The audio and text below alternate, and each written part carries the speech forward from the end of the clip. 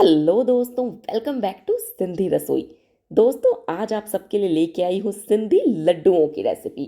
यकीन मानो दोस्तों, ऐसे लड्डू ना आपने आज से पहले कभी नहीं खाए होंगे और ना ही इस तरीके से लड्डू बनाने का तरीका किसी से सुना होगा। बिल्कुल नया और अनोखा तरीका मैं आपके लिए लेके आई हूँ।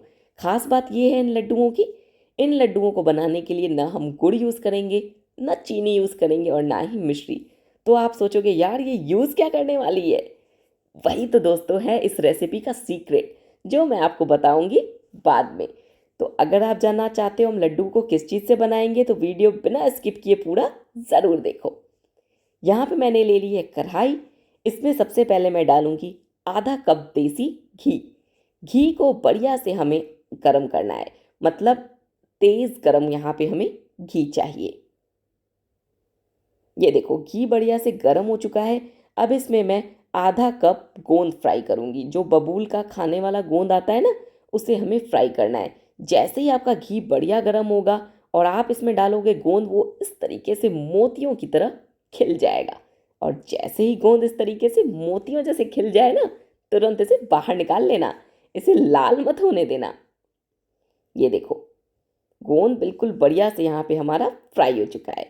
अब इसी घी में हम फ्राई करेंगे सूखी हुई अदरक, यानी कि सौंठ। रेडीमेड सौंठ का पाउडर नहीं लेना, वरना वो टेस्ट नहीं आएगा जो हमें चाहिए। इसे बढ़िया से हम मीडियम हाई फ्लेम पे फ्राई करेंगे। सौंठ मोटी होती है ना, तो अंदर तक ये फ्राई होगी, तभी बढ़िया से ये ग्राइंड होगी। ये देखो सौंठ बढ़िया से फ्राई हो गई है। देख सकते हो फूल भी गई है और कलर भी इसका डार्क हो गया है। तो अब इसे मैं निकाल लेती हूँ। अब इस बचे हुए घी में हम फ्राई करेंगे 100 ग्राम मखाने। मखानों का भी कलर यहाँ पे हमें लाल नहीं करना है, सिर्फ मखाने को क्रंची होने तक फ्राई करना है। इसमें 2-3 मिनट का ही समय लगेगा, ज़्यादा टाइम आपका वेस्ट नहीं होगा। चलो अब इसे भी हम फटाफट से निकाल लेते हैं बाहर। अब इस बचे हुए घी में हम फ्राई करने वाले हैं ड्राई फ्रूट्स। तो यहाँ पे 1/4 कप मैंने काजू लिए हैं। इसे सिर्फ 1 मिनट के लिए हाई फ्लेम पे फ्राई करूंगी। काजुओं का भी कलर चेंज नहीं करना है, सिर्फ काजुओं में क्रंचनेस चाहिए। जैसे ही इसका कलर बदलना शुरू हो, फटाफट इसे निकालना स्टार्ट करना, वरना काजू जल जाएंगे।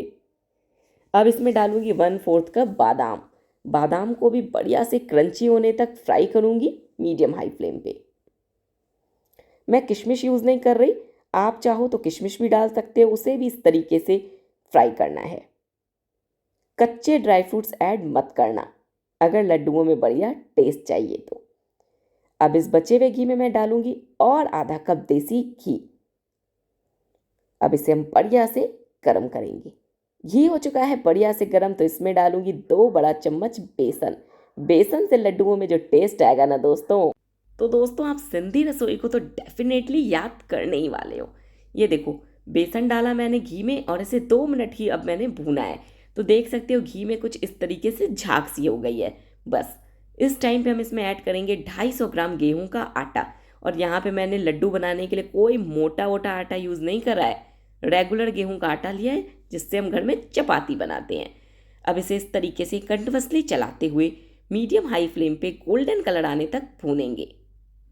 ये देखो आप देख सकते हो आटे में बहुत बढ़िया गोल्डन कलर आ चुका है। जब आटा इस तरीके से सुनहरा हो जाए ना, उस टाइम पे यहाँ पे हमने इसमें ऐड करनी है 50 ग्राम खसखस। अगर दोस्तों आप खसखस अफोर्ड नहीं कर सकते हो, तो जिस टाइम पे हमने बेसन भूना था ना, उस टाइम पे बेसन के साथ 2 चम्मच सूजी भून लेना। टेक्सचर तो आपको बिल्कुल खसखस वाला ही मिल जाएगा, पर टेस्ट में थोड़ा सा कॉम्प्रोमाइज़ तो करना पड़ेगा दोस्तों, क्योंकि खसखस का भी तो एक अपना टेस्ट होता है ना। ये देखो अब खसखस के साथ यहाँ पे आटे को हम और 10 मिनट के लिए भूनेंगे। यहाँ पे हमें आटे का कलर ना थोड़ा सा डार्क चाहिए, तभी लड्डू में बढ़िया टेस्ट और टेक्सचर आएगा। ये देखो देख सकते हो आटे को मैंने कितना गोल्डन कलर आने तक भूना है। इसी तरीके से आप भी आटे को बढ़िया गोल्डन कलर आने तक भून लेना। अब यहाँ पे मैंने भुने हुए आटे को निकाल लिया है एक परात में, और इसमें डाल रही हूँ जो हमने गोंद फ्राई करा था ना वो। तो गोंद को हम अपने हाथों से ऐसे क्रश करके ऐड करेंगे। और अगर आपको चाहिए कि नहीं ये गोंद के दाने मुझे मुंह में नहीं अच्छे लगते, तो फिर आप क्या करना, इसको डालना मिक्सी में और पीस के इसका फाइन पाउडर बना लेना। और गोंद का पाउडर ऐड कर लेना। अब मैं काजू, बादाम और मखाने को मिक्सी में थोड़ा सा ग्राइंड करूँगी। सिर्फ एक बार मिक्सी चलाऊंगी ताकि ये थोड़े मोटे मोटे ग्राइंड हो। आप चाहो तो इसे बारीक काट के भी डाल सकते हो, बट मखाने को तो आपको ग्राइंड करना पड़ेगा। काजू बादाम आप काट के भी ऐड कर सकते हो। बहुत से लोगों को ड्राई फ्रूट्स भी खाना पसंद नहीं आता, तो वो इस तरीके से ग्राइंड करके ऐड करें। अब जो सौंठ हमने फ्राई करी थी ना, उसे पीस रही हूँ मैं।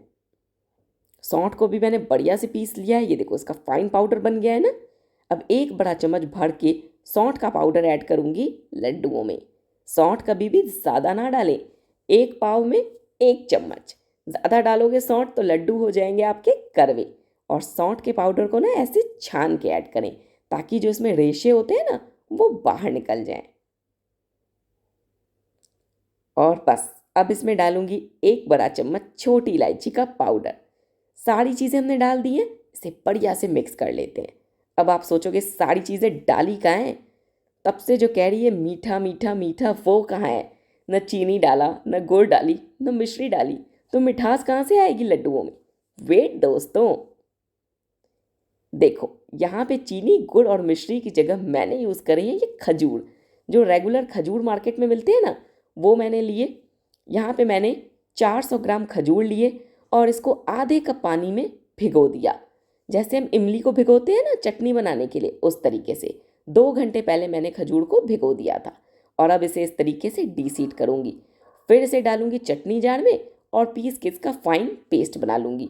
दोस्तों एक मार्केट में ना इंटरनेशनल खजूर भी आते हैं जो कि सॉफ्ट होते हैं, वो ब्रांडेड पैकेट में पैक आते हैं। अगर आप वो खजूर यूज़ करोगे ना तो उसे सोक करने की ज़रूरत नहीं है, वो इतने सॉफ्ट होते हैं कि ऐसे ही ग्राइंड हो जाएंगे। उन खजूर को आप क्या करना, डीसीट करके डालना मिक्सी के चटनी जार में और पीस के पेस्ट बना लेना इसी तरीके से। ये देखो मैंने खजूर को डीसीट करके यहाँ पे पेस्ट बना लिया है।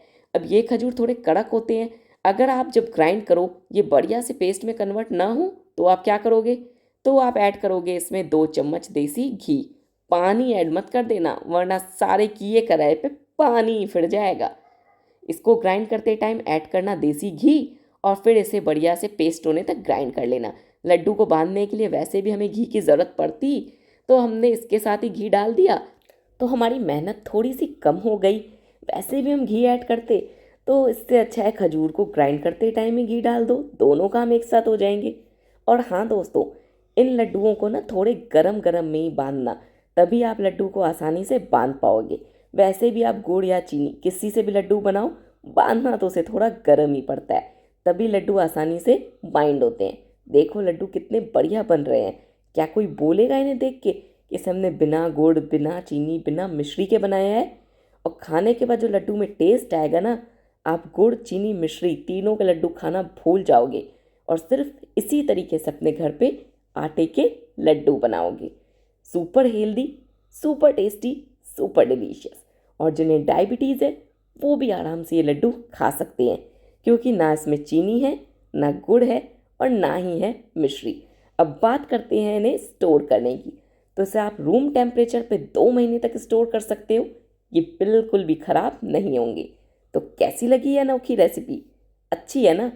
अगर वीडियो पसंद आई तो इसे लाइक करें, वीडियो को ज़्यादा से ज़्यादा शेयर करें, ताकि यार बाकी लोगों को भी तो पता चले कि बिना गुड़, बिना चीनी, बिना मिश्री के लड्डू बन सकते हैं। चलो मिलते हैं कल एक और रेसिपी के साथ, तब तक के लिए बाय बाय।